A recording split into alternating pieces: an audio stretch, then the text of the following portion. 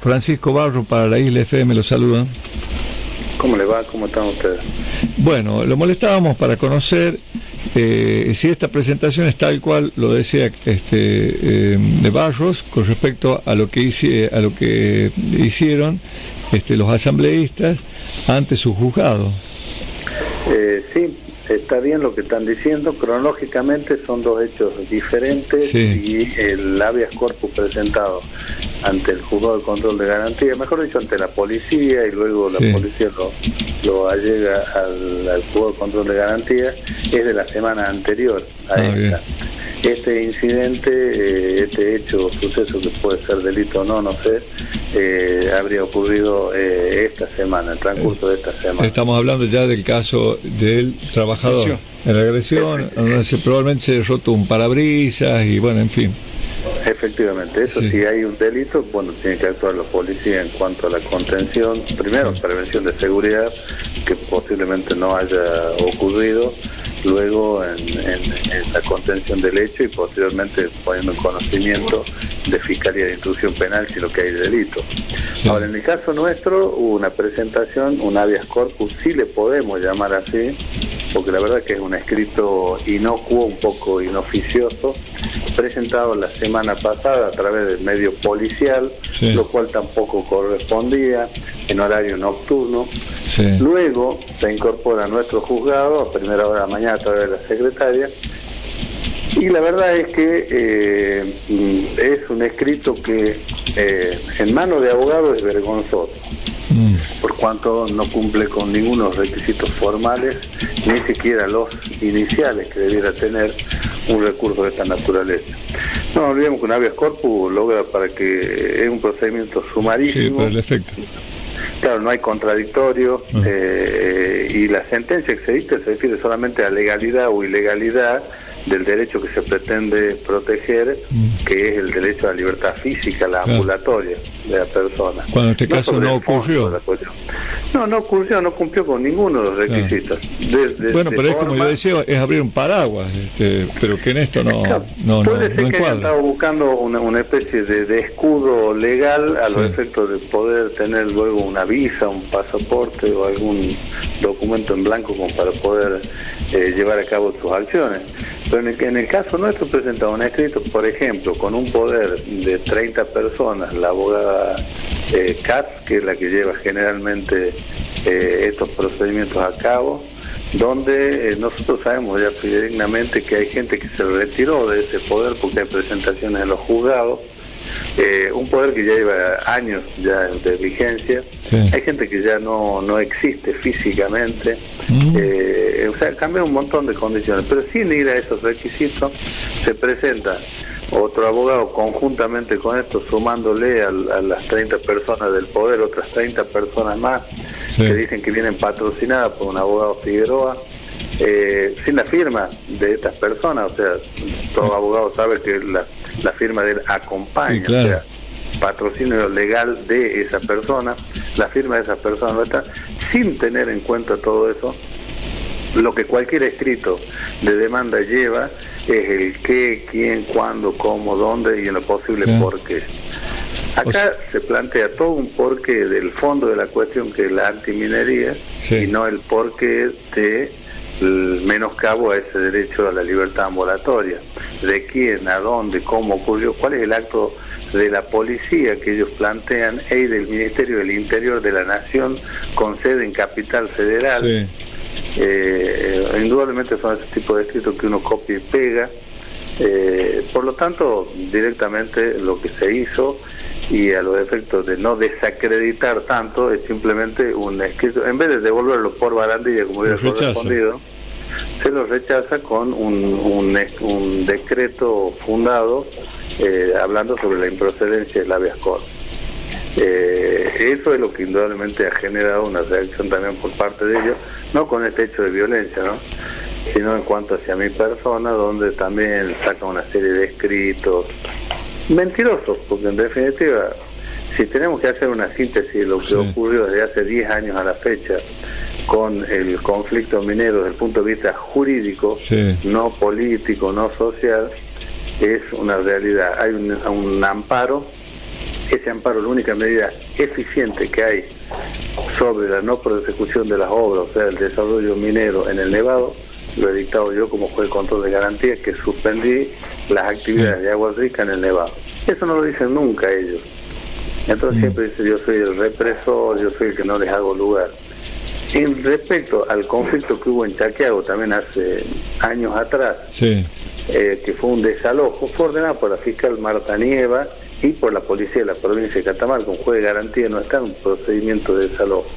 O sea que también es mentira eso.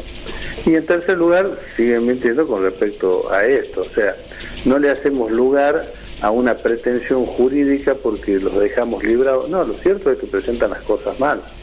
Técnicamente nosotros no somos amigos de nadie.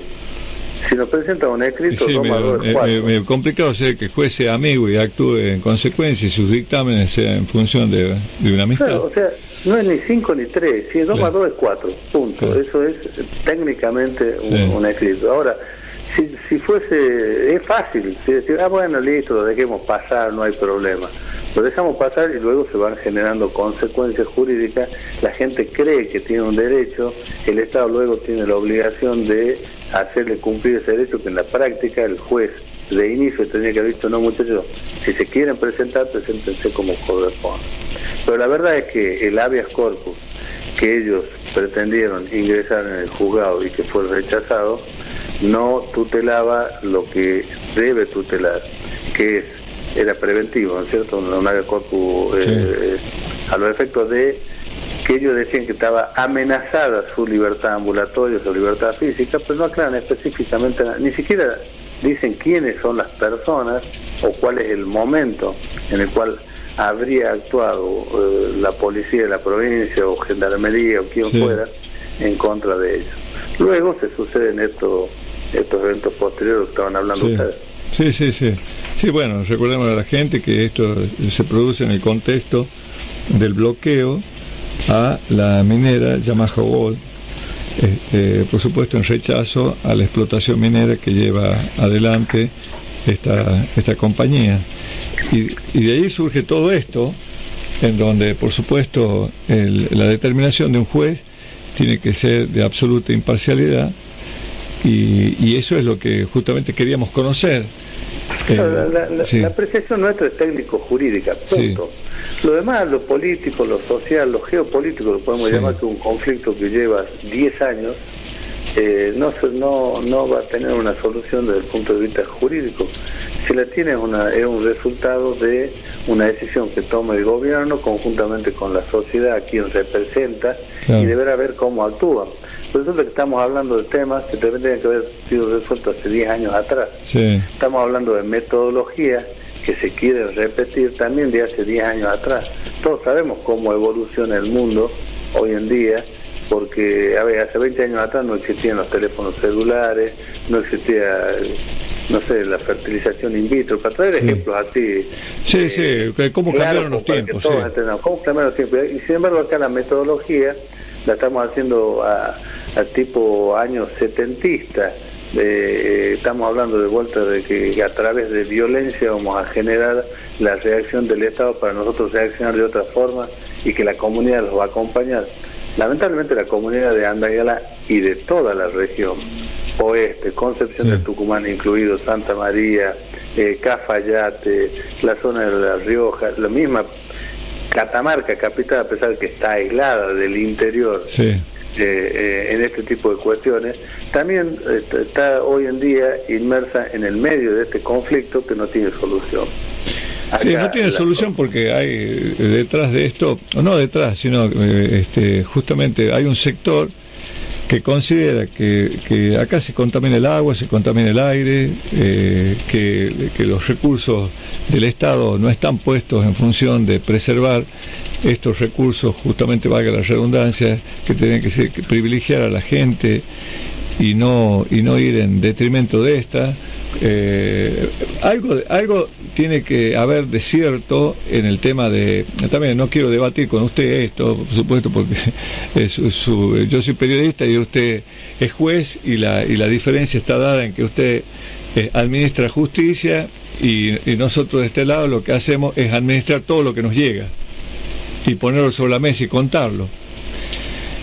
Y ahí donde viene el kit de la cuestión. ¿Quién tiene la razón en todo esto? Porque dígame cuántas resoluciones pasaron por sus manos, y de saber de que tiene que actuar con absoluta objetividad, ¿no?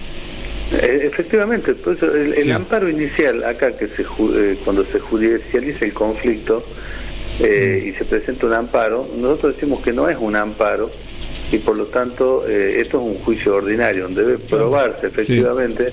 Por supuesto que el desarrollo de una mina, todos sabemos con el ejemplo mega minero que fue Alumbrera, todos supimos lo que era una explotación de esta naturaleza, que ya no era la pequeña minería que teníamos nosotros.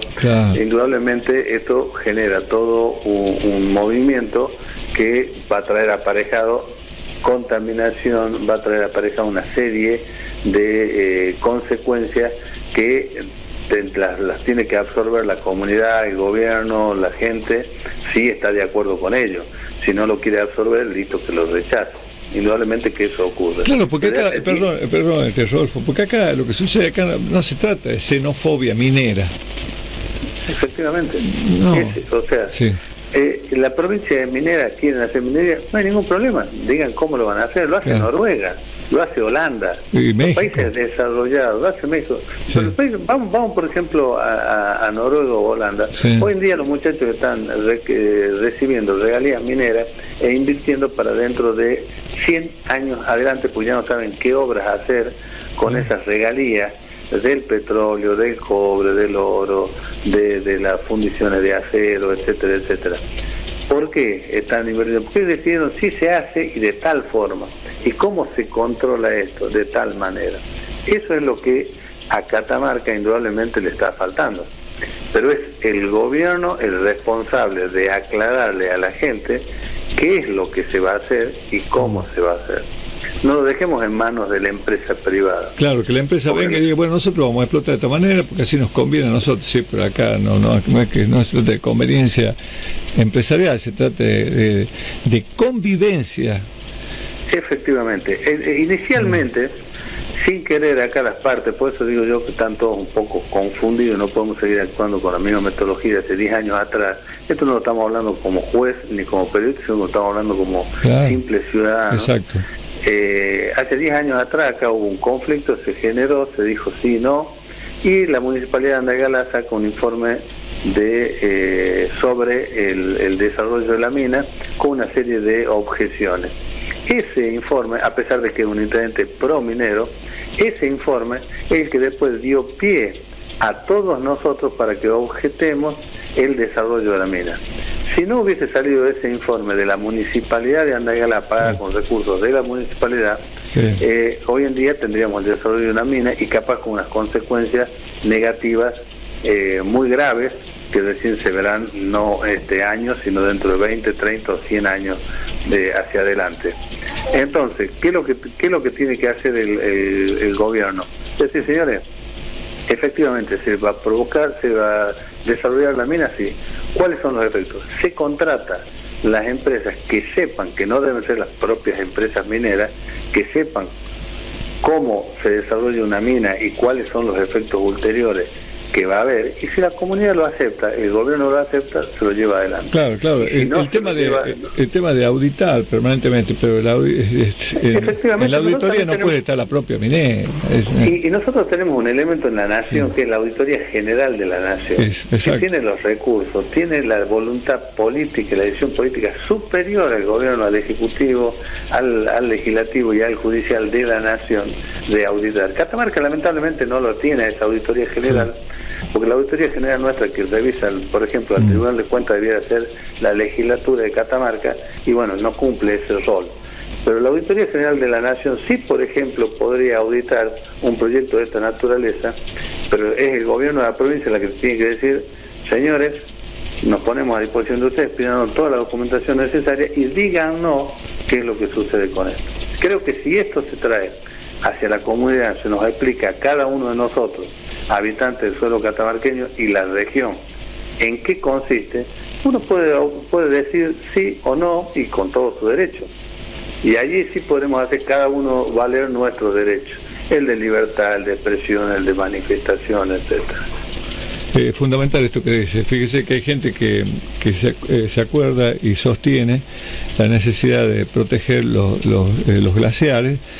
Todos sabemos de que hay comunidades enteras que no tienen agua, de la importancia de esta, y que el agua es fundamental acá. Bueno, todos sabemos que hay grandes empresarios en el mundo que compran territorios enormes. En la Argentina lo han hecho justamente por el recurso del agua, y si esto se contamina, pobre de nosotros y pobre del mundo. Lo que pasa es que a veces es una visión cortita.